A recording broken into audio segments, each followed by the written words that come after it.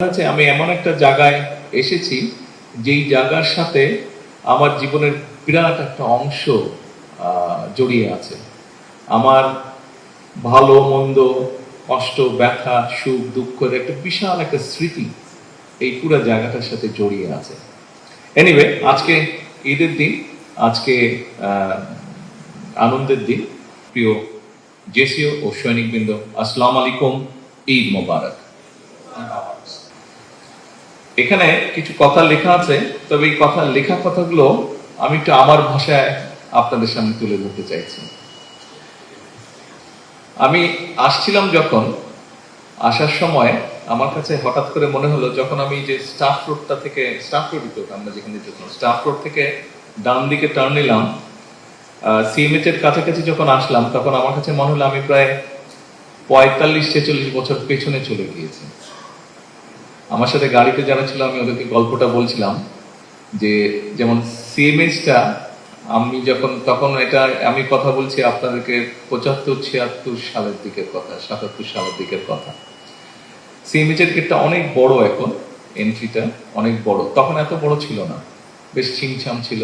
তা আমি জিজ্ঞেস করছিলাম, আমার সাথে এডিসি আছে, আমি সোহানোকে আমি জিজ্ঞেস করছিলাম যে, আচ্ছা সিএমএইচ এ ঢোকার পরে এটা 74-75 সালের দিকের ঘটনা, তখন ওখানে যে সব টেস্ট গুলো করে, যে কি বলে ওটাকে,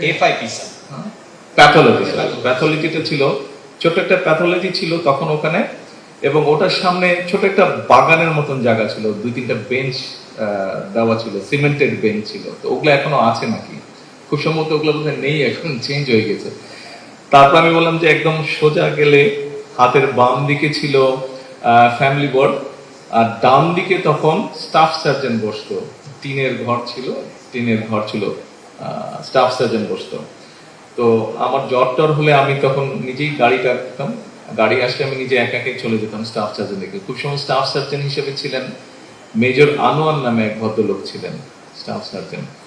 তো তারপরে প্রায় প্রতিদিন বিকাল বেলায় আমরা কয়েক বন্ধু ছিলাম, আমাদের বাসাতে ছিল শহীদ মনির রোডে, ওখান থেকে সাইকেল নিয়ে বেরোতাম আমরা, 7-8টা সাইকেল চালাতে চালাতে আমরা এখানে আসতাম। সিগন্যাল যে মসজিদটা আছে, দেখলাম মসজিদটা এখন অনেক সুন্দর হয়ে গেছে, বাট মসজিদটা তখন একদম সাদা পেইন্ট করা না, তখন চুন ছিল, এমএস এর একটা ফেমাস সাদা চুন ছিল, সেটাই সব জায়গায় লাগাতো।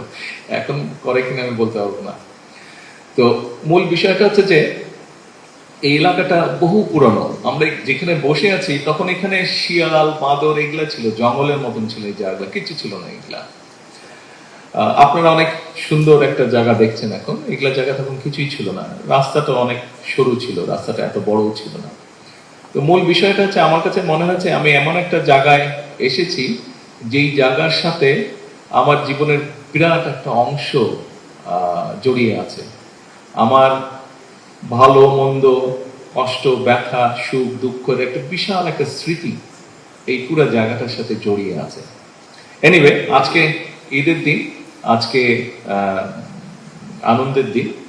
আপনাদের সাথে আমি এই জন্য শেয়ার করলাম যে, দেশের এই জায়গাটায় যখন আসি, যে কথাটা মাত্র বললাম, আসলে একটা ডিফারেন্ট ফিলিং হয়। কারণ ছোটবেলা থেকে এখানে বড় হয়েছি, যখন থেকে সৈনিকদের ব্যারাকগুলা ছিল, ব্যারাকগুলার মধ্যে ঘুরতাম, কথা বলতাম সৈনিকদের সাথে।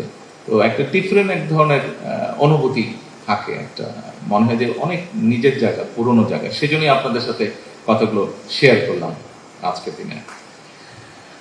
সৈনিকবৃন্দ এবং অফিসার্স বৃন্দ,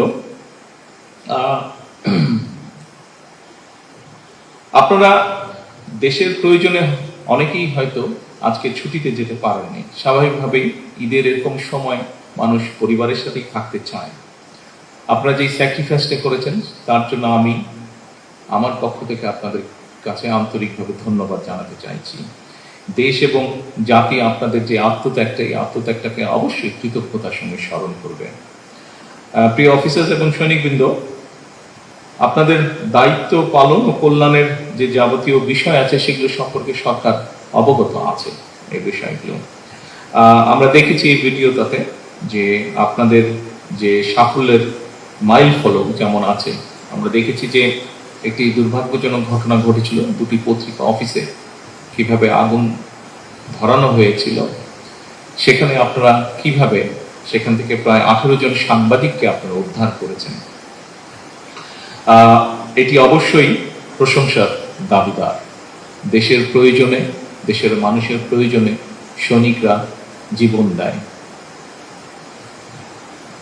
এবং আমরা যারা আছি আমাদের দায়িত্ব হচ্ছে সেই জীবনের সেই আত্মত্যাগকে মূল্যায়ন করা, এবং সেই মূল্যায়নের প্রথম যেই শর্তটি, সেই শর্তটি হচ্ছে আমরা সবাই যখন নিজের দেশ সম্পর্কে চিন্তা করি, আমরা সবাই নিজের দেশটাকে একটা ভালোভাবে দেখতে চাই, আমরা সুন্দর একটি দেখতে চাই। কেমন সুন্দর?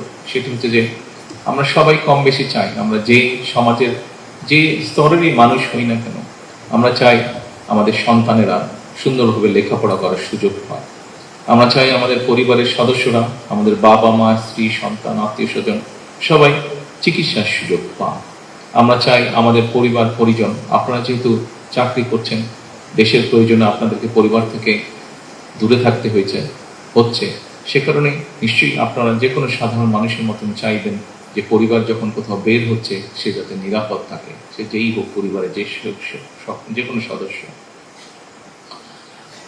আমরা চেষ্টা করছি, আপনি একজন সৈনিক সহ দেশের যে কোনো সাধারণ মানুষ, যেভাবে আমরা দেশকে আমাদের কল্পনায় দেখি, সরকার চেষ্টা করছে পর্যায়ক্রমিকভাবে ধীরে ধীরে সেই দেশটাকে সেইভাবে গড়ে তোলার জন্য।